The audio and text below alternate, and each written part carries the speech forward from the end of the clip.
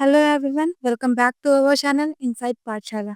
आज हम लोग पढ़ेंगे इकोनॉमिक का chapter 2 sectors of Indian economy. Sectors of Indian economy सुनते ही हमें क्या समझ में आता है? पहले तो हम एक बात समझ लेते हैं कि इकोनॉमी का मतलब क्या होता है। इकोनॉमी मतलब ये होता है कि किसी भी कंट्री में पैसे का जो लेन देन होता है उसे हम इकोनॉमी कहेंगे। जैसे कि किसी जगह से कुछ हमने खरीद लिया, कुछ बेच दिया, कुछ मनी जैसे हमारी इन्वॉल्व हुई किसी भी चीज में, उसे हम इकोनॉमी कह देंगे। अब ऐसे ही अगर हम इकोनॉमिक एक्टिविटीज के बारे में समझे तो economic activities that result in the production of goods and services. Economic activities जो कि हमारे गुड्स एंड सर्विसेज में एक्टिविटी का रिजल्ट दें उसको हम इकोनॉमिक एक्टिविटीज कहेंगे। यानी कि जैसे अभी हमने समझे इकोनॉमी के बारे में कि जहाँ पे पैसे का लेन देन हो, वैसे ही अगर जैसे हमारा गुड्स एंड प्रोडक्ट बन गया और उसके बाद वो इकोनॉमी के लिए भेजा गया, उसको बेचने के लिए या फिर उसको खरीदने के लिए, उसको हम इकोनॉमिक एक्टिविटीज कहेंगे। अब हमारा इकोनॉमिक एक्टिविटी जो है वो 3 तरीके के सेक्टर में डिवाइड है: primary, secondary and tertiary. Primary sector जो होता है उसको हम एग्रीकल्चर रिलेटेड सेक्टर भी कहते हैं। ऐसा क्यों कहते हैं? क्योंकि एक तरीके से यहाँ पे रॉ मटेरियल मिलता है हमें। कहीं भी हम लोग एग्रीकल्चर करेंगे तभी तो हमें वहाँ से रॉ मटेरियल मिलेगा। जैसे कि हम अगर शुगर बना रहा है तो हम शुगर केन को पहले एग्रीकल्चर में फार्म करेंगे, तब जाके हम एक तरीके से उसको हम शुगर बना सकते हैं। तो हमारा शुगर केन जो है वो एक रॉ मटेरियल का काम करता है, इसलिए हम इसको एग्रीकल्चर रिलेटेड सेक्टर भी कहते हैं। This sector produce goods and services by exploiting natural resources. ये सेक्टर हमें गुड्स एंड सर्विसेज प्रोवाइड करता है हमारे नेचुरल रिसोर्स को एक्सप्लॉइट करके। जैसे कि इस सेक्टर में हम फॉरेस्ट्री करते हैं, माइनिंग करते हैं, फिशिंग करते हैं, एग्रीकल्चर और एक तरीके से कुछ एनिमल हस्बेंड्री, जहाँ पे हम लोग काफ़ी चीज़ें करने के बाद एक रॉ मटेरियल को निकालते हैं। जैसे कि एग्रीकल्चर से अभी हमने शुगर केन का एग्जांपल लिया था। एनिमल हस्बेंड्री से जैसे कि हम लोग फिशिंग करते हैं, फिशिंग करके उसको हम ले जाके बाजार में बेचते हैं, हम लोगों तक, कंज्यूमर तक पहुंचाते हैं।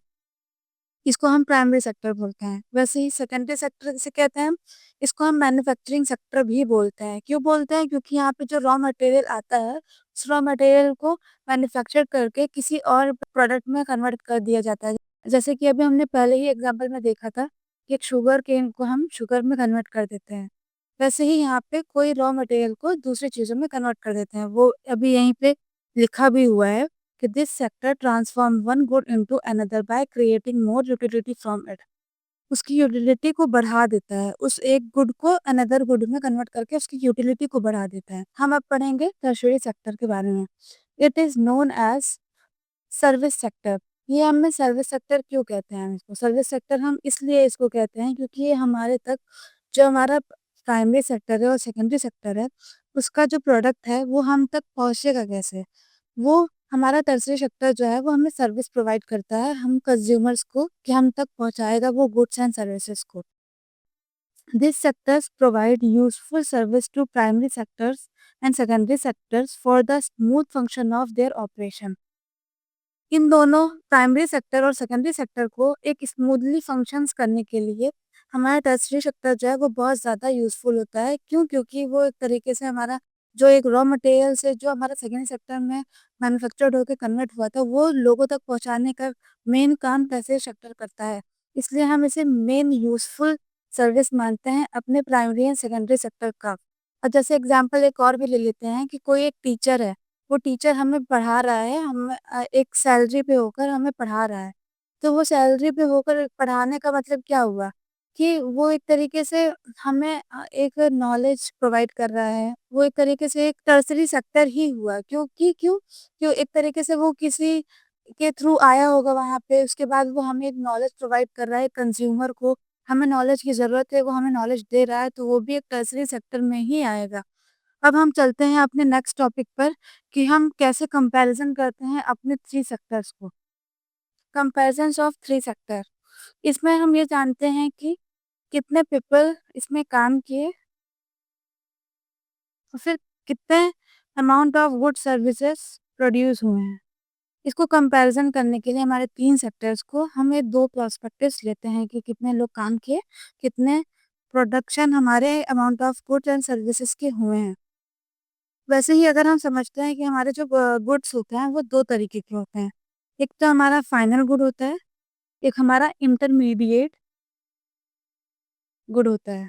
फाइनल गुड से हम क्या समझते हैं कि अब हम इसको फर्दर प्रोडक्शन में नहीं डाल सकते, जैसे कि एक शुगर एग्जांपल में। अब हम इसे प्रोडक्शन में नहीं डाल के इसको फर्दर प्रोडक्शन करके एक नई चीज़ नहीं बना सकते। बट इंटरमीडिएट गुड वो होता है जो एक तरीके से फाइनल गुड के लिए भेजा जाता है। जैसे कि एक रॉ मटेरियल से अगर कुछ चीज़ें बन गई हैं, तो वो एक तरीके से हमारा फाइनल गुड के लिए बनने के लिए भेजा जाता है। जैसे कि एक कॉटन, जब एक फर्म में जो एक तरीके से कॉटन की एग्रीकल्चर फार्मिंग हुई, उसके बाद वो जो कॉटन है, वो गई एक तरीके से फाइनल गुड बनने के लिए, एक कपड़ा बनने के लिए, तो उसे हम इंटरमीडिएट गुड कहेंगे। अब ये दोनों हम क्यों पढ़ रहे हैं, फाइनल गुड और इंटरमीडिएट गुड? ये इसलिए पढ़ रहे हैं कि हमको चेक करना होता है कि हमारा फाइनल गुड्स एंड सर्विसेज कितना प्रोडक्शन हुआ है, कितना कंज्यूमर तक पहुँचा है। ये हम कैसे जानेंगे कि कितना हमारा खर्चा लगा रॉ मटेरियल बनाने में, कितना हमारा खर्चा लगा मैन्युफैक्चरिंग करने में, कितना हमारा खर्चा लगा टर्शरी सेक्टर में प्रोवाइड करने में। तो ये हमें किससे पता चलेगा? इंटरमीडिएट गुड से पता चलेगा? नहीं पता चलेगा। क्यों नहीं पता चलेगा? क्योंकि यहाँ पे क्या हो रहा है, अभी फाइनल गुड के लिए भेजा गया है।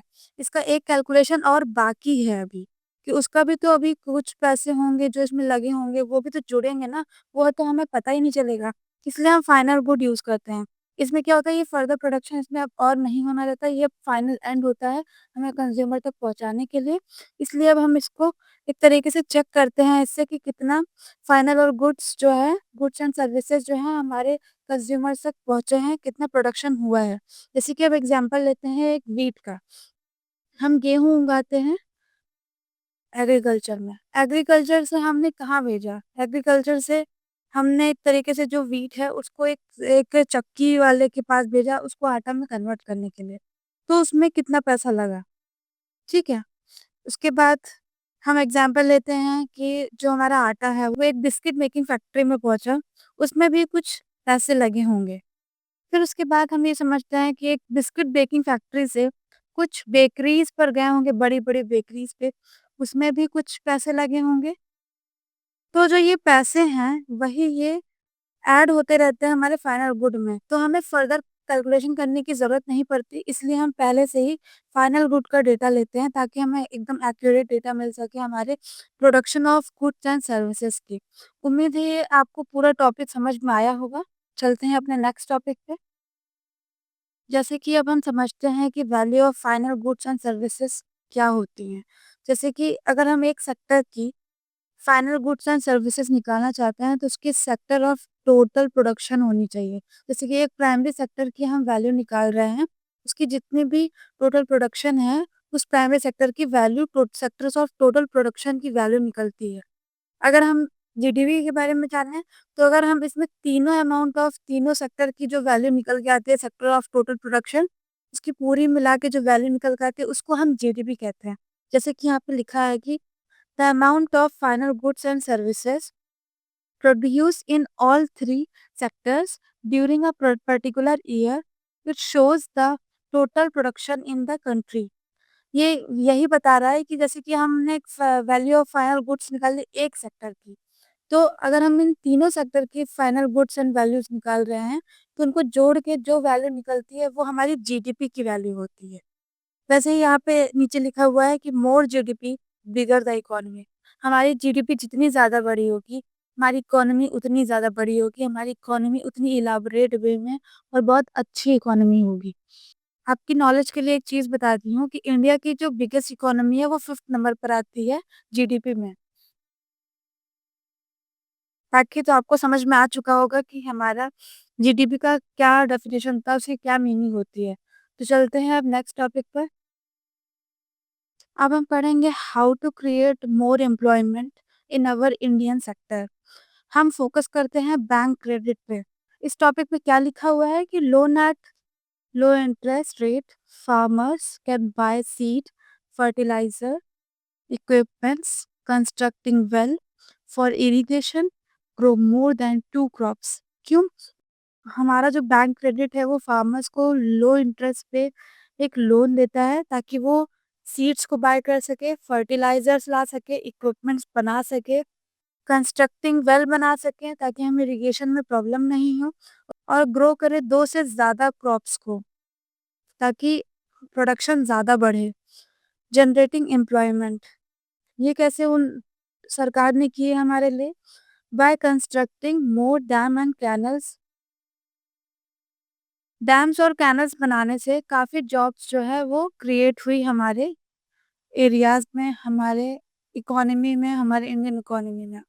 और तीसरा टॉपिक क्या है हमारा कि वो फ़ोकस करते थे हमारे स्मॉल स्केल इंडस्ट्रीज़ पर, जैसे कि such as miles Honey collection centres. जैसे कि जो हमारे मिल्स होते हैं और जो हमारे हनी कलेक्शन, कैसे कि एक बार की छत्ता तो लगता नहीं है, उसको काफ़ी टाइम लगता है बनने में। वो एक सॉर्टेज स्मॉल स्केल इंडस्ट्रीज़ में काउंट होता है, इसलिए इसको हम कलेक्ट करते हैं। वैसे ही हमारा चौथा टॉपिक जो है वो है improvement in health and education. हमारी सरकार जो है हमारे हेल्थ और एजुकेशन को जो है वो इम्प्रूव करने की कोशिश करती है, ताकि हम बेटर एजुकेशन ले पाएँ और हमारी हेल्थ अच्छी रहे। हमारे नीति के अकॉर्डिंग, नीति एक पॉलिसी होती है हमारे गवर्नमेंट की, उसके अकॉर्डिंग जो है हमारा एजुकेशन सेक्शन जो है उसमें 20 लाख जॉब्स क्रिएट की गई हैं और टूरिज़्म में हमारा 35 लाख जॉब्स क्रिएट की गई हैं। ये हमारे नीति के अकॉर्डिंग, नीति पॉलिसी के अकॉर्डिंग ये डेटा हमें दिया गया है। उम्मीद है कि ये टॉपिक आपको समझ में आया होगा। हम पढ़ते हैं अपने हिस्टोरिकल चेंज इन सेक्टर्स के बारे में। जैसे कि हम जानते हैं कि हमारे प्राइमरी सेक्टर्स और हमारे सेकेंडरी सेक्टर्स और टर्शियरी सेक्टर्स जो हैं वो, उनके बारे में तो हमने पढ़ लिया है, लेकिन अब हम इनके हिस्टोरिकल चेंजेस के बारे में पढ़ते हैं कि कैसे-कैसे सेक्टर्स जो है वो इवॉल्व होते रहे। पहले लोग किस सेक्टर पे ज़्यादा डिपेंडेंट थे, फिर धीरे-धीरे वो किस-किस सेक्टर्स पे मूव्ड करते गए और कैसे आज एक टर्शियरी सेक्टर जो है वो बहुत वास्ट वे में रिप्रेज़ेंट कर रहा है हमारे इंडिया में। इस डेफिनेशन को पढ़ते हैं पहले हम कि initial stage of development primary sectors was the most important sector. कुछ इनिशियल टाइम में जो हमारी जो प्राइमरी सेक्टर्स हैं वो बहुत इंपॉर्टेंट थी, क्योंकि उस टाइम पे टेक्नोलॉजी इतनी आगे नहीं गई थी, तो लोग जो है वो फार्मिंग ही करते थे, एग्रीकल्चर बेस्ड चीज़ें ही करते थे। वो प्राइमरी सेक्टर पर ही बिलीव करते थे। With innovation in farming method, agriculture sectors began to produce much more food than before, allowing people to do other jobs like crafting and trading. Still, much people wanted in primary sectors. Time आगे बढ़ता गया और लोगों ने बहुत से innovations किए अपने फार्मिंग में और एग्रीकल्चर सेक्टर में, कि ताकि वहाँ पे जो प्रोडक्शन है हमारे फूड्स का वो ज़्यादा हो, पहले के मुकाबले कुछ ज़्यादा ही प्रोडक्शन हो हमारे फूड्स एंड ग्रेन्स का। और वो पीपल्स जो है वो जॉब करने के बजाय वो एक क्राफ्ट करते थे, वो ट्रेडिंग करते थे, ताकि वो एक तब भी वो एक समझ लो, एक तरीके से तब भी वो एक तरीके से प्राइमरी सेक्टर पर ही ज़्यादा बिलीव करते थे। अब हम आगे बढ़ते हैं। ओवर टाइम जब एक तरीके से फैक्ट्रीज़ बनने लगी और बिल्ड करने लगी चीज़ें और पीपल जो है वो मूव करने लगे फैक्ट्रीज़ तरफ। तो जो रॉ मटेरियल से हमारा मैन्युफैक्चर होकर एक सेकेंडरी मटेरियल बन रहा था, तो वो लोग एक तरीके से सेकेंडरी सेक्टर में मूव कर रहे थे। ये एक तरीके से सेकेंडरी सेक्टर का इम्पोर्टेंट फैक्टर था हमारा, हमारे फार्मर्स के लिए। फिर उसके बाद हमारा जो लास्ट 10 इयर्स का अगर डेटा देखा जाए, तो उसके अकॉर्डिंग जो है वो फ़ोकस शिफ्टिंग हमारी जो है वो मैन्युफैक्चरिंग से टर्शरी की तरफ जा रही है।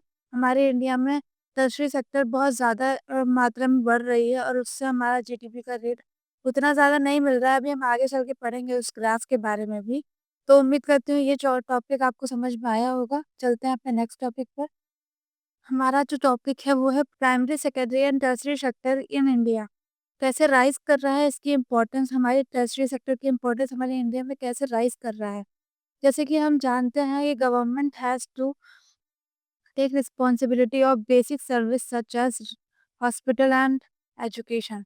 गवर्नमेंट को हमारी बेसिक रिस्पॉन्सिबिलिटीज़ उठानी ही पड़ेगी, जैसे कि हमारी हॉस्पिटैलिटीज़, एजुकेशंस। ये भी हम अभी थोड़ी देर पहले समझे थे कि हमारा एक टर्शरी सेक्टर ही है। जैसे कि हमारा एक टीचर किसी के थ्रू हमें पढ़ा रहा है, नॉलेज गेन करवा रहा है, हम एक कंज्यूमर हैं, तो एक टर्शरी सेक्टर में आता है। हमारा जो हॉस्पिटैलिटीज़ का सिस्टम है, वो एक तरीके से, जैसे डॉक्टर्स हैं वो पहले कहीं और से पढ़े, कहीं और से पढ़े, उसके बाद वो एक फाइनल पॉइंट पे आके एक डॉक्टर बन गए और उन्होंने हमें एक तरीके से सर्विस प्रोवाइड की एज़ अ हॉस्पिटैलिटी। तो वो एक तरीके से वो भी टर्शरी सेक्टर में ही आती है। तो हाँ, गवर्नमेंट की एक बेसिक रिस्पॉन्सिबिलिटी होती है कि हमें ये 2 चीज़ें तो वो प्रोवाइड कराएगी ही कराएगी। वो ये भी एक तरीके से टर्शरी सेक्टर में ही आता है। जैसे कि अब हमारा development of primary sectors and secondary sectors lead to the development of service sector. Development of जो ये प्राइमरी सेक्टर और सेकेंडरी सेक्टर है, ये हमारे सर्विस सेक्टर पे लीड करता है। कैसे लीड करता है कि जैसे रॉ मटेरियल बना, मैन्युफैक्चर हुआ, तो जो सारी चीज़ें कंज्यूमर्स तक पहुँच रही हैं, वो सिर्फ़ टर्शरी सेक्टर ही पहुँचा रही हैं। वो एक सेक्टर ही है जो हमारी तरफ सारी कंज्यूमर तक सारी चीज़ें पहुँचा रही है, प्रोडक्शन को पहुँचा रही है, गुड्स एंड सर्विसेज़ को पहुँचा रही है। बट जो प्राइमरी और सेकेंडरी है, वो 2 हैं। तो इसका मतलब यही हुआ कि एक तरीके से टर्शरी का यूज़ जो हमारे इंडिया में बहुत ज़्यादा हो रहा है। Rise in income, demand of eating and tourism. हमारे टूरिज्म का डिमांड बढ़ रहा है, हमारे ईटिंग आउट का डिमांड बढ़ रहा है, इससे हमारी इनकम जो है वो बढ़ रही है। हमारे टर्शरी सेक्टर से हमारी इनकम जो है वो बढ़ रही है। Demand of IT communication service, हमारे आईटी और कम्युनिकेशन सर्विस की भी डिमांड बढ़ रही है, जिससे हमारा टर्शरी सेक्टर हमारे इंडिया में बहुत ज़्यादा वास्ट लेवल पर जा रहा है। हमारे एनसीईआरटी में एक ग्राफ दिया गया है जो कि यहाँ पर आपको दिख रहा होगा। इसमें क्या है कि इसमें भी एक तरीके से यही दिखाया गया है कि टर्शियरी सेक्टर जो है हमारे इंडिया में ज़्यादा मेजर रोल प्ले कर रहा है अदर देन प्राइमरी और सेकेंडरी सेक्टर्स। चीज़ें जो है इसमें अब बहुत अच्छी तरीके से विजिबल हो रहा है इस डेटा में। उम्मीद करती हूँ आपको ये टॉपिक समझ में आ रहा होगा। अब आगे चलते हैं, हम ये समझते हैं कि प्राइमरी और सेकेंडरी सेक्टर और टर्शियरी सेक्टर में से कौन-सा ज़्यादातर जीडीपी में हमारी हेल्प कर रहा है। हमारे एनसीईआरटी में दिया गया है कि where are most people employed. हमारे एनसीईआरटी में 2 ग्राफ दिए गए होंगे, उसको आप देख रहे होंगे हमारे स्क्रीन पे। उसमें ये है कि half of workforce in agriculture is 1/6 GDP. वैसे ही हमारा सेकेंडरी और टर्शियरी सेक्टर जो है leads to rest of GDP. इसका मतलब क्या है कि जैसे कि हमारा टर्शरी सेक्टर है, उसमें बहुत कम लोग काम करते हैं, उसमें ज़्यादा लोग इन्वॉल्व नहीं होते, बट वहाँ पे जीडीपी रेट बहुत ज़्यादा मिल रहा है हमें, वहाँ से प्रोडक्शन बहुत ज़्यादा मिल रहा है हमें। वैसे ही हमारा जो प्राइमरी सेक्टर है, उसमें क्या है, लोग बहुत ज़्यादा काम कर रहे हैं बट प्रोडक्शन उतनी ही हो रही है। जैसे कि 10 लोग हैं, 10 लोग का वर्क कर रहे हैं एक फील्ड पे, तो वहाँ से जितनी प्रोडक्शन आ रही है उतनी ही हमारे 20 लोग काम करें तो उतनी ही प्रोडक्शन आ रही है। इसका मतलब क्या है, उसमें लोग बढ़ गए, इससे कोई डिफरेंशिएशन नहीं आया। डिफरेंशिएशन क्या आया कि बस खाली प्रोडक्शन सेम ही है और बस लोग जो है वो बढ़ गए, ये डिफरेंशिएशन आया हमारे ग्राफ में। इसीलिए हमारा जो है एक तरीके से टर्शरी सेक्टर में जीडीपी का ग्रोथ और बहुत ज़्यादा होता है। क्यों होता है? क्योंकि उसमें ज़्यादातर फाइनल गुड्स के जो गुड्स एंड सर्विसेज़ की जो वैल्यूज़ आती हैं वो ज़्यादातर आती हैं। क्यों आती हैं? क्योंकि वहाँ पे सारी चीज़ें ज़्यादा हो रही होती हैं। एक टर्शरी सेक्टर के लोग जो है वो अपना सर्विस प्रोवाइड कर रहे होते हैं एक जगह से दूसरी जगह पर। प्लस प्राइमरी सेक्टर में क्या होता है कि वहाँ पे 10 से 20 लोग भी काम करेंगे तो लेकिन प्रोडक्शन उतना ही होता है। कोई डिफरेंस नहीं होता हमारे प्रोडक्शन में, हमारे गुड्स एंड वैल्यूज़ में। बस खाली व लोग बढ़ते हैं बस खाली, और उसमें से कुछ प्रोडक्शन की वैल्यूज़ नहीं बढ़ती है। इसमें क्या हमें समझ में आता है कि जो ये द 20 लोग हैं, उसमें से 10 लोग भी अगर बढ़ जा रहे हैं, तो प्रोडक्शन नहीं बढ़ रहा है, तो इसमें क्या समझ में आ रहा है हमें? हमें इसमें एक अनएम्प्लॉयमेंट दिख रहा है। जो 10 लोग हैं, वो लोग बढ़ भले रहे हैं, लेकिन प्रोडक्शन नहीं आ रहा है उतना। उ उनसे उनसे तो दुगना एक तरीके से प्रोडक्शन आना चाहिए, बट प्रोडक्शन उतना ही हो रहा है। तो इसका मतलब एक तरीके से ये डिसगाइज्ड अनएम्प्लॉयमेंट कहलाता है। डिसगाइज्ड अनएम्प्लॉयमेंट मतलब क्या होता है कि छुपा हुआ अनएम्प्लॉयमेंट, जो हमें दिख नहीं रहा हो, हम काम कर रहे हैं, बट हमें लग रहा है कि हम काम कर रहे हैं, बट हमारे काम करने से कोई प्रोडक्शन वैल्यूज़ नहीं बढ़ रही है। जैसे कि अभी हमने समझा कि डिस्गाइज्ड अनएम्प्लॉयमेंट एक तरीके से हिडन अनएम्प्लॉयमेंट होता है। इसको हम अंडर एम्प्लॉयमेंट भी कहते हैं। When people are employed for the same work then required. इसका मतलब क्या हुआ कि एक वर्क के लिए ही पीपल जो है वो एम्प्लॉयड हुआ है, जो कि एकदम सेम ही है। जैसे कि अब if some of them are removed output will not reduce.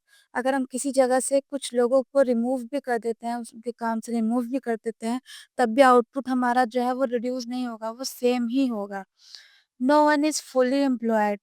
They work less than their potential. कोई भी एक तरीके से फुली एम्प्लॉयड नहीं होता। जो वो वर्क कर रहे होते हैं, वो अपने पोटेंशियल से कम वर्क कर रहे होते हैं।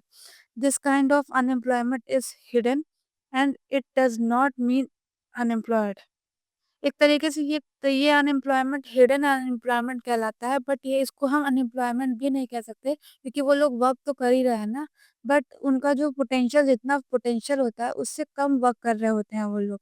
उससे क्या होता है कि हम वो एक फुली एम्प्लॉयड नहीं कहलाते। उनका जो उनको हम अगर 20 लोगों में से 10 लोग निकाल भी लेते हैं, तब भी हमारा जो वैल्यू है, वैल्यू ऑफ प्रोडक्शन है, जो आउटपुट है, वो उतना ही आएगा, वो रिड्यूस नहीं होगा। जैसे कि हम एग्जांपल लेते हैं, एक आंटी हैं, उन्होंने क्या बोलते हैं कि एक फील्ड में वो काम कर रही है और एक ठेकेदार है। उस ठेकेदार ने कम से कम 10 लोगों को वहाँ पर काम पर रखा। उनको वो पर मंथ या पर ईयरली, जो भी समझ लो आप, वो काफ़ी मतलब प्रोडक्शन, मतलब एक तरीके से 100 किलो प्रोडक्शन दे रहा है। बट अगर उस लैंडलॉर्ड ने ये सोचा कि हम कुछ वर्कर्स को बढ़ा देते हैं, तो शायद हमारा प्रोडक्शन ज़्यादा होगा। उसने 10 लोगों को और जोड़ दिया, वहाँ 20 लोग काम करने लगे। लेकिन फिर भी उसको ईयरली जो प्रोडक्शन है, वो 100 किलो ही मिल रहा है। तो इससे क्या हुआ? प्रोडक्शन तो सेम ही है ना, बट लोग बढ़ गए हैं। अगर हम उन लोगों में से 10 लोग फिर से निकाल लेते, तब भी हमारा प्रोडक्शन 100 लोग का ही होगा। इसमें हमारा एक तरीके से घाटा ही हो रहा है। इसे हम हिडन इन अनएम्प्लॉयमेंट कहेंगे, इसे हम अंडर एम्प्लॉयमेंट कहेंगे, और इसका एक दूसरा तीसरा नाम भी ये भी है कि इसको हम डिस्गाइज्ड अनएम्प्लॉयमेंट भी कहते हैं। चलते हैं अपने नेक्स्ट टॉपिक पर। Divisions of sectors on the basis of working conditions. ये हमारा जो कंडीशन है, वो 2 तरीके का होता है, जो कि है ऑर्गेनाइज्ड सेक्टर और एक है अनऑर्गेनाइज्ड सेक्टर। ऑर्गेनाइज्ड सेक्टर में ये होता है कि it comprise enterprises where the term of employment is regular and the job is assured. यहाँ पर जो जॉब होती है वो हमारी रेगुलर होती है, और हमारी जॉब जो होती है वो एश्योर्ड होती है। इसमें हमारी जो companies are registered by the government and have to follow rules and regulation. ये कंपनीज होती है वो हमारी गवर्नमेंट से रजिस्टर्ड होती हैं। इसमें हमें रूल्स एंड रेगुलेशन को फॉलो भी करना होता है। Employees in the organized sector have fixed working hours and they are paid if they work overtime. Employees जो कि हमारे ऑर्गेनाइज सेक्टर में होते हैं, उनकी अपनी फिक्स्ड आवर्स ऑफ वर्किंग होती है। उसमें वो पेड, उनके ये जो पेमेंट होती है वो वर्क के अकॉर्डिंग दी जाती है। अगर वो ओवर टाइम भी करते हैं, तो भी उनको एक्स्ट्रा पेमेंट भी दी जाती है। Employees in the organized sector get social security benefits such as pension, provident fund, paid leaves, sick leaves etcetera. इसमें क्या होता है, एम्प्लॉयज जो होते हैं ऑर्गेनाइज सेक्टर में, उनको सोशल सिक्योरिटी दी जाती है, उनकी बेनिफिट्स के अकॉर्डिंग पेंशन दी जाती है, उनकी प्रोविडेंट्स दिए जाते हैं, उनके फंड्स दिए जाते हैं, उनको कुछ पेड लीव्स भी दी जाती हैं, उनकी सिक लीव्स भी सैंक्शन की जाती है। Workers in organize sector are paid a fix salary. Workers जो हमारे ऑर्गेनाइज सेक्टर में है, उनकी अपनी फिक्स सैलरी होती है। वैसे ही अनऑर्गेनाइज सेक्टर में पूरा उल्टा होता है। ये compromise small amount where job are not regular and hence the job is not assured. इसमें क्या होता है, एकदम उल्टा वही चीज़ कि इसमें रेगुलर जॉब नहीं होती है, इसमें आपकी जॉब अश्योर्ड नहीं होती है। Companies are outside the control of the government. They have rules and regulation but these are not followed. Companies are outsided, but एक तरीके से कंपनीज हमारी आउटसाइड कंट्रोल करती है गवर्नमेंट, और इसके रूल्स एंड रेगुलेशन तो होते हैं लोग, लेकिन फॉलो नहीं करते। Workers in unorganize sectors are paid low wages which are not regular. There is no provisions of payment if they work overtime. इसमें क्या होता है कि वर्कर्स जो हमारे अनऑर्गेनाइज सेक्टर में होते हैं, इनको लो वेजेस दिए जाते हैं, अगर ये रेगुलर होते हैं तब भी, अगर नहीं होते हैं तो भी। इनकी कोई अपनी पेमेंट नहीं होती है। अगर ये ओवर टाइम करते हैं तो इनको प्रॉपरली वो ओवर टाइम का पेमेंट नहीं दिया जाता है। Workers in unorganized sector do not get benefits such as pension and provident funds. There are no paid leaves and no leaves due to sickness. इन लोगों को एक तरीके से कोई सिकनेस लीव भी नहीं दी जाती, इनको कोई पेड लीव्स भी नहीं दी जाती, इनको ना तो कोई पेंशन दी जाती है, ना तो कोई एक फंड दिया जाता है। Workers in unorganize sector are not paid a fix salary. Workers जो हमारे अनऑर्गेनाइज सेक्टर में हैं, उनको एक फिक्स सैलरी भी नहीं मिलती है। इसमें आपको समझ में आ गया होगा कि ये दोनों सेक्टर्स कैसे-कैसे काम करते हैं। इसी के साथ हम इस चैप्टर को ख़त्म करते हैं और इसको वाइंड अप करते हैं। उम्मीद है आपको ये चैप्टर समझ में आया होगा और आप नेक्स्ट चैप्टर का वेट करिएगा। हम इकोनॉमिक का थर्ड चैप्टर अपलोड करेंगे। Thank you for watching.